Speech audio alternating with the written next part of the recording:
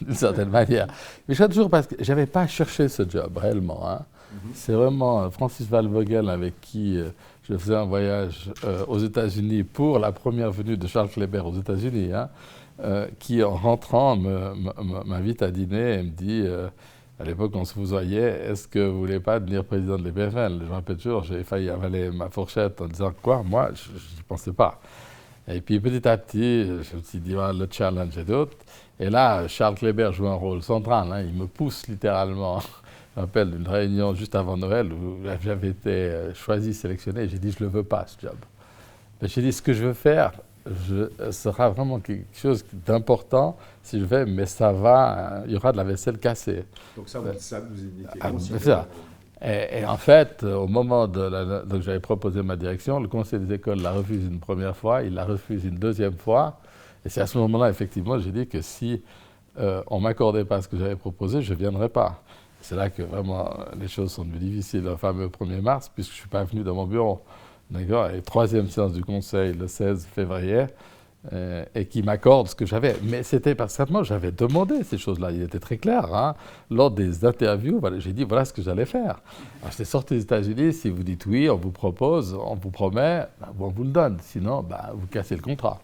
Donc voilà. Mais je n'avais pas. Alors après, forcément, il y a eu. J'ai sous-estimé la résistance du monde industriel, de l'interne, de tout. Et je me suis trouvé très très seul. C'était un moment de grande solitude. C'était enfin, un passage dur. Hein, mais en fait, dont je suis sorti personnellement probablement grandi. C'est-à-dire que, et puis aussi, une fois que l'école avait compris, elle sait aussi qu'elle a un président qui a une vision et qui sait où il veut aller. Et je crois que ça fait partie aussi de cette nécessité. Le conseil qui est au courant de toutes ces choses-là, d'accord, c'est très bien. Et je lui dis d'emblée que je développerais les sciences de la vie à l'EPFL. Ça ne pouvait pas être quelque chose de périphérique.